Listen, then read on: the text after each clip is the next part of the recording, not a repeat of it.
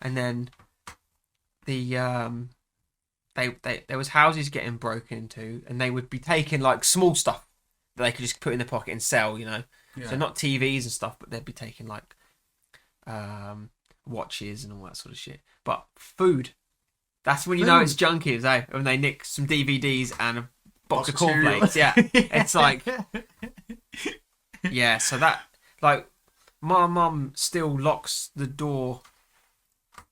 If she's in the house and she's going upstairs, she'll lock the front door. Right. But the locking the door thing is like that's what really blew my mind when I moved to Australia, because I remember when I lived in Bustleton, and this is in the middle of nowhere, and like we'd all be going out to go to the pub, and I'd be locking I'd have like a little granny house or whatever. Yeah. And I'd be locking. They're like, "What are you doing?" I'm like, "Well, you don't want someone just," and they were saying to me, "It's like, this doesn't happen here." Yeah. Like, yeah, but it will happen one day. Yeah. It happens one fella from Coolock to move next door. And you'll be sorry. Yeah. But the last house I lived at, which we lived there for like 4 years, when I moved in, I was like, what do I do about getting a door key? And they were like, there isn't one. Yeah. There was never, the house was, I mean, I don't live there anymore, so it's fine. But yeah, never locked. Never locked. Yeah. Couldn't even lock it if you wanted to. Unheard of. I just said when I moved into Anderton Heights with Mark and Diesel, the first thing I said to him was, "Oh, I can have a key," and they both looked at me. I said to say, "Are you retarded? We don't have any keys." And I was like, "Well, what if somebody just walks into the house?" Like, it never happens. I lived there for 7 months. Numerous people just walk into the house, and I'd be like literally just sitting there, going like, "Must be Mark coming up the stairs." And a guy walking, he's like, "Oh, is John here?" I'm like, "No, man. Like, there's no John lives here." He's like, "Oh, can I have a can?" I was like, "Get the fuck out of my house!" Like, I'm looking for these standards. Like, get the fuck out! Like, there has to be like, it's an absolutely lovely thing to say. Like, I don't have to lock my front door, but there will be a cycle. This is like a Charles Manson thing where we don't lock the doors in Beverly Hills, and then a whole family comes in and kills everyone you know. Right? Yeah. Like, only we had to lock the door. Well, it's going that way already. On the way home, I was literally being told there's been cars broken into and stuff now here. So, well, up around this area, really? Yeah, it's happening, and part of it, what it'll be is that now there's sort of like a recession on. A lot of the people that came here for the sort of boom will be leaving. Yeah, and they just might as well take some stuff when we go. Everybody off. So there's a bit of that going on, I think. So That if you're is a bit listening, mad. guys, lock your doors. Yeah. Public service announcement. Get a gun. Get a Well, gun. not a semi-automatic because you can't anymore. Yeah, that's the whole song. Well, I Again, don't even think like you need a gun. Like just a good slingshot. Because like Bart Simpson. Yeah, like a Bart Simpson slingshot. If you hit someone in the head with a rock, breaking into your house, the cops are like, "What did you do? Do you have a gun?" It's like, "No, but I've got a stick and a couple of elastics. I'm a MacGyver right now." Did he steal your iron board? Yeah, he did, but you can have it. Man, if you're stealing ironing boards, you got problems there. Oh my god. Bad. Yeah. The world's in trouble at the moment. To be honest, I don't think it is.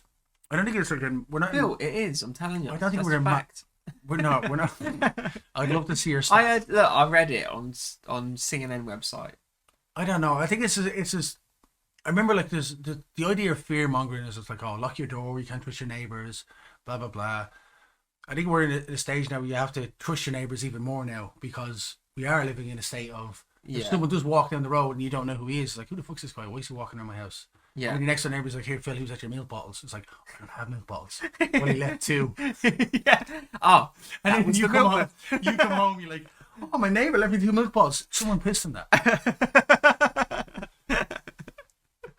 Community spirit. Community spirit. We used to have a guy when I was back in England who used to just stand out in the street, lean on his front gate all day, every day. Just watching.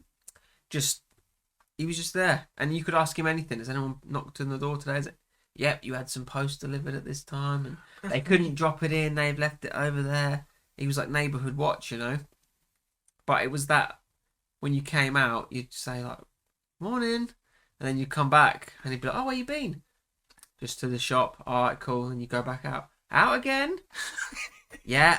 Well, see, that's freaky as well. Like, It's like you have to keep saying hello all the time, and if you didn't, you felt rude. yeah, You yeah, can't just yeah. walk past a meter away from them, not say hello. But But like, the saying hello to somebody is always weird because I found this after the quarantine had lifted, and everyone was allowed to go to the shops. You know, it was like, it was rather than like being one in, one out, or whatever it was. It was like there's 20 people in the shop, and you'd walk in, and the first person you'd see is somebody you haven't really ever talked or communicated. You'd be like, "All right, mate. Hey, how you going? How you going? You're at the fruit and veg stand. As soon as you walk in, it's like, hey, you going, man? You well? Like, what you do for quarantine? What you watching Netflix? Oh, that's brilliant. Like, what are you cooking tonight? All right, man. I'll see you." And then you walk to the soda aisle or the fizzy drinks aisle, and he's there again. You're like, "Hey, man, what, yeah, I tango, hate that in the tango." supermarket. And then you're on the fucking curry aisle. He's just like, "You never said that about making a curry." You're like, "Man, you need to stop talking to me." Like, you know. I have met people in the supermarket, and that's happened.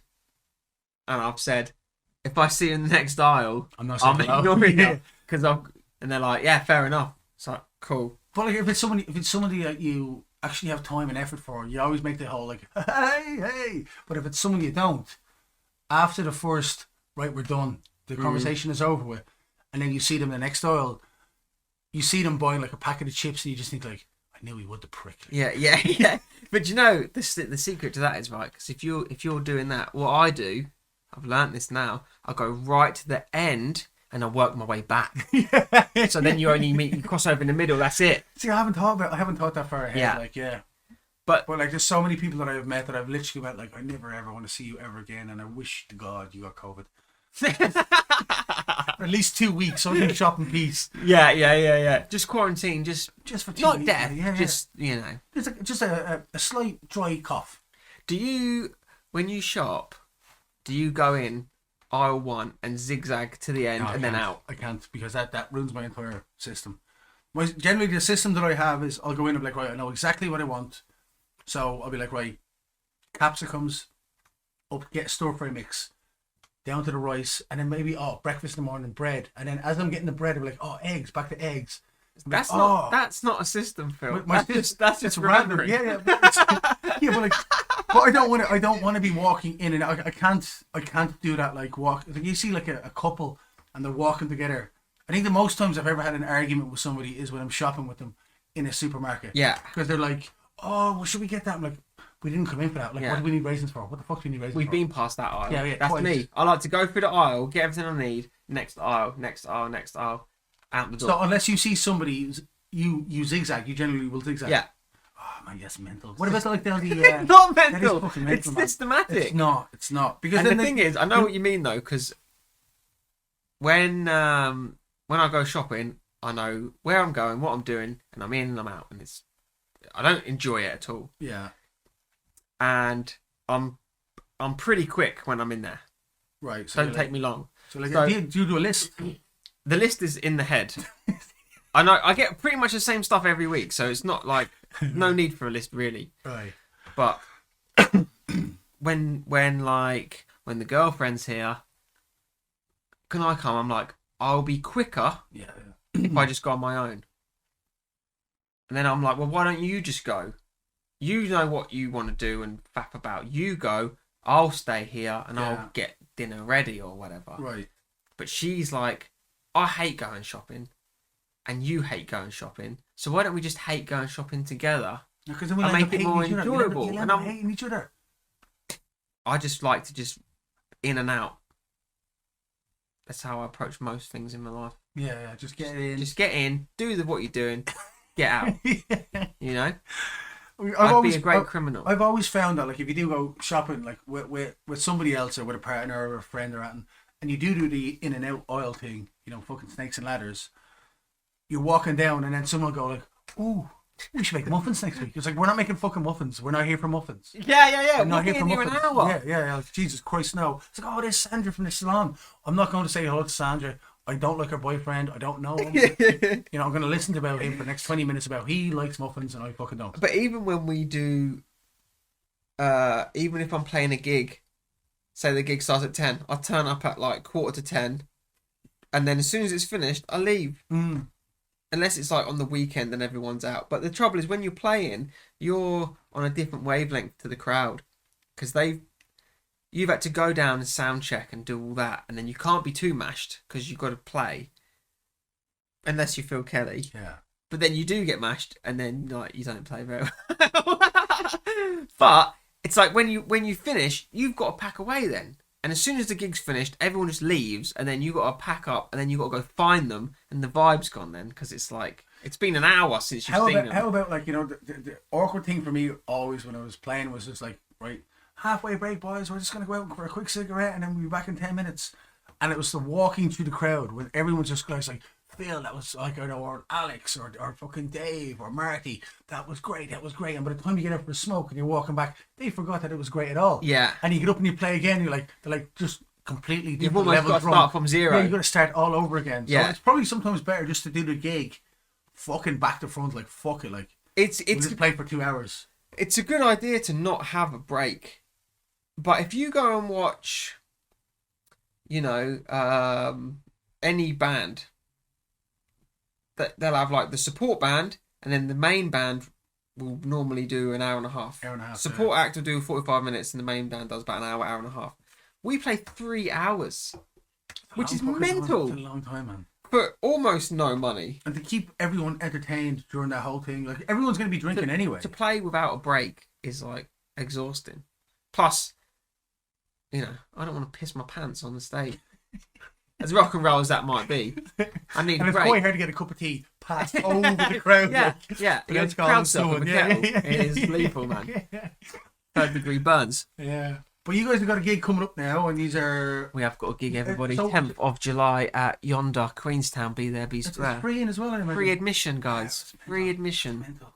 And, times are tough, so everyone needs to show up or else we don't get paid. So please come. Are you guys going to do any shout-outs? Are you going to be like, here, listen, you could pay for a shout-out at the gig? Hey, here's Sandra from the back here. She hasn't been out for 4 months because of her cyst in her leg.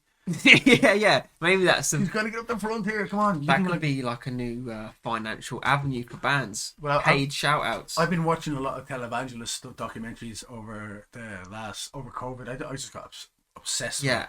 I don't know why, but I find it fascinating, the fact that people can give money to these guys who are multi-millionaires and preach the word of God. So what you guys could do is get someone up on stage and perform a miracle. Okay. Just one person be like, all right, is there anyone here who's got like asthma or a good cough? Get him up and then just be like, all right, you're going to sing the next song for us. Right. You get Gav smacking them in the head. They know all the lyrics of these songs. And then new lease on life. They'll feel empowered and therefore cured. And give you more money next week. Give them more money. Okay. Just a thing. Okay. I've been working on this. I'm gonna write that down. That is the evangelical Christian thing, man. It's mental. It is mind-boggling. Yeah, it's mental, mate. The guys are turning up in like limos and stuff to the church. The more money you give, the more love you shall receive. Come on. Yeah. Come on, who's paying their life savings to that? There's a fella, and like anybody who knows me knows I've been going on about this. Like a fella called Pastor Phelps, right? He was trying to justify Phillips, you say, or Phelps? Phelps. Phelps. He tried to justify getting a $62 million private jet. You know what his reason was? Because when the voice of God talks to him, he doesn't want to be in a commercial plane. He just wants to be able to embrace it. Right, okay. And I was just like, that's fucking brilliant. That was brilliant. And the other thing is, no tax. Oh, zero tax, yeah. But that's like Netanyahu. Netanyahu pays zero tax. Yeah, but it's like the church is surely one of the highest grossing enterprises in America or any country really. And over here, I found out today, there is numerous businesses owned by the church. Oh. And when you... Are you legally allowed to say this? I think so. But when you hire them or when you buy from them, you're not paying them, you'll pay the church, and then the church pay the workers. So when you pay the church, no tax. Yeah, Jesus. It's like a business loophole, man. And no one will question it because of Jesus. Yeah. How do you start a new religion? How do you come out and say, well, all right, listen, all of a sudden... Why didn't you ask old mate who did Scientology? Ron Howard, is it? I can't remember his name. But like, how do you, like, in this day and age, you're like, all right, cool. Where, Well, he even said, didn't he? Best way to make a load of money is to start a religion. He's quoted as saying that. well, And then people still are following it. you're not religious, are you? Yes. Big time. Well, Phil, now you brought it up. I am. I'm a fucking. This podcast was just a way to get people listening. Now Yeah. you're all here, guys. We need new speakers. I need to speak And the a word microphone. of Jesus. Jesus paid quite heavily on tax, didn't he? Died. Well, look at his hands. Yeah. Empty. Oh, well, we're reaching borderline offensive Yeah. territory here. But, you know. It doesn't matter. Religious people. Man, we you're know, going to offend everyone. even if I was a religious person and someone had said to me something offensive against my religion, I would be like, you know what? Cool. You can say what you want. I'm going to pray for you.